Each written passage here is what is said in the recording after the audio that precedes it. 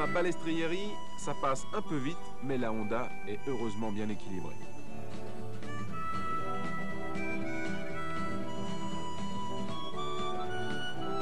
Pour les voitures, ce sera la même chose. Inutile de prendre des risques. René Medj connaît l'Afrique.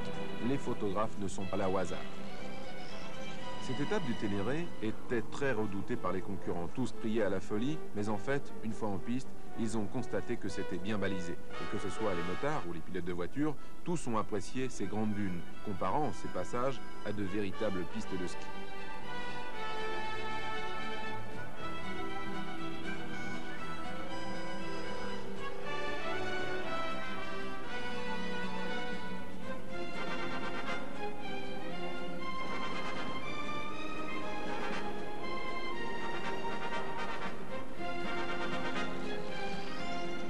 X, Medj, même combat. Jusqu'au début des années 80, c'était lui le roi de l'Afrique, le chameau. Désormais, son rôle est celui de spectateur. Après le désert, c'est l'Afrique noire et ses populations accueillantes. Arrivé au Mali, c'est enfin l'eau et la traversée du fleuve Niger.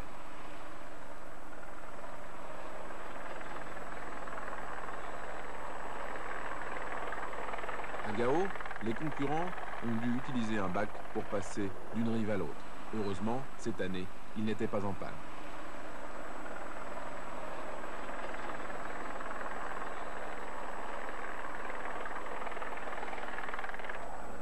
Cet hélicoptère, ce sont les dernières images de Thierry Sabine. Le soleil s'est couché et quelques kilomètres plus loin, près de Gourmaraous, ce sera le drame.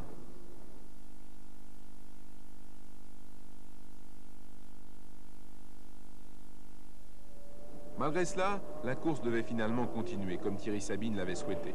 Mais au soir du 14 janvier, l'ambiance ne devait plus être la même. Quelque chose était brisé au royaume du Dakar. La petite Lada de Pierre Lartigue continuait sa course folle, courant toujours à la recherche du temps perdu.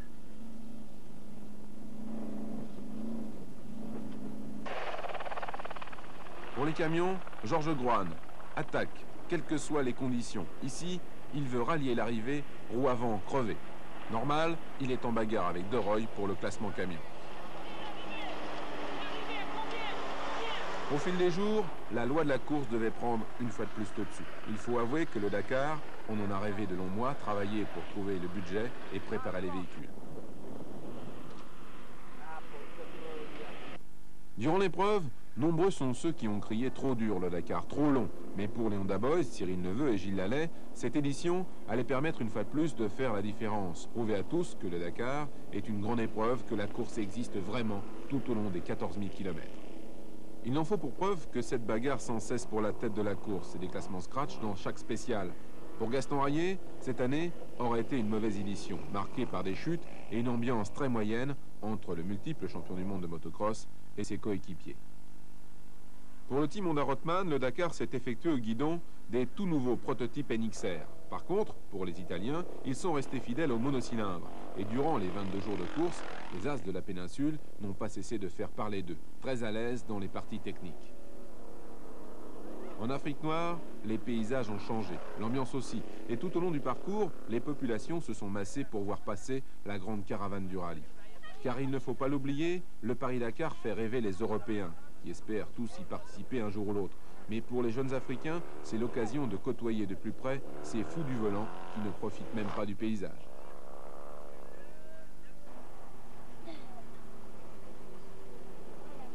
Cette Porsche, qui sort d'un petit village, c'est l'aboutissement d'une technologie. Mais ici en Afrique, avec ses grosses roues, son petit habitacle plein de boutons et son bruit caractéristique, elle faisait plutôt figure de soucoupe volante.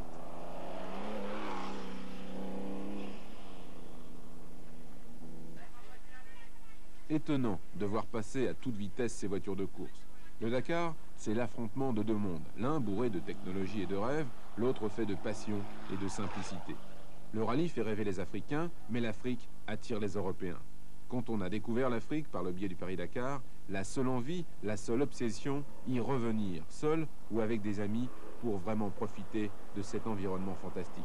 Revenir des siècles en arrière, vivre simplement au rythme du soleil dans un de ces petits villages africains qui croulent sous la chaleur et la poussière du désert.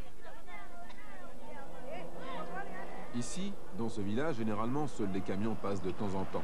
Aujourd'hui, 300 véhicules vont se succéder à la grande joie des spectateurs. Le passage du rallye, c'est l'occasion de faire la fête. C'est une journée unique. Pour connaître autant d'effervescence, il faudra attendre un an que le rallye repasse. Alors, on en profite, on regarde, on rêve.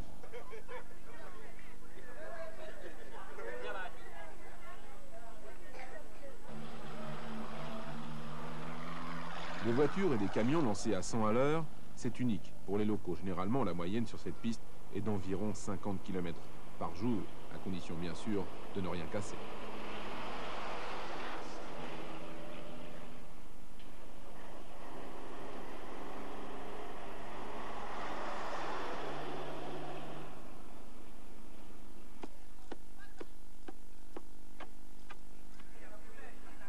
Il se pousse, mais que craignent-ils? En fait, le DAF, double moteur de 1000 chevaux du nom d'agent de Roy, impressionne par sa masse, mais aussi par son bruit et sa vitesse. Le chronomètre, la vitesse, les horaires, aller vite, toujours plus vite, encore plus vite, il n'y a que cela qui compte. Que l'on soit aux commandes d'une moto, ou au volant d'une voiture, ou même d'un camion, le seul impératif, c'est d'aller vite, comme l'assistance de Honda Italie, toujours bien placée.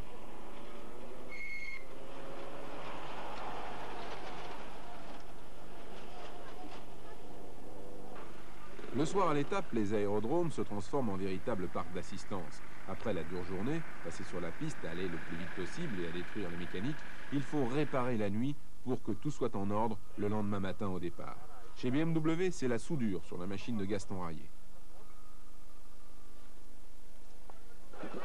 L'Afrique, c'est aussi cela, la cravache d'un côté et la belle américaine de l'autre. Mais ne vous y trompez pas, la voiture a été fraîchement repeinte dans un seul but, aller frimer au passage du rallye. À l'étape, c'est l'occasion pour les assistances de réparer les véhicules, mais c'est aussi la possibilité d'admirer de plus près ces bolides du désert.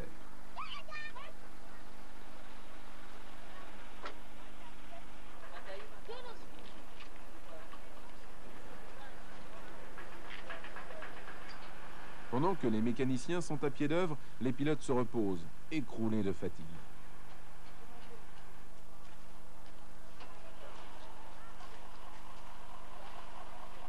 Un bivouac, durant la journée de repos, c'est cela. Des tentes, des voitures, des motos et des camions. À cet instant, le rallye ressemble vraiment à une grande caravane.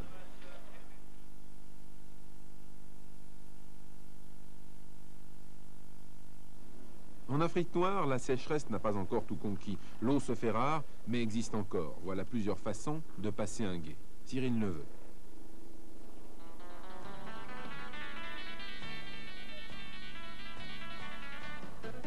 Gilles Lallet.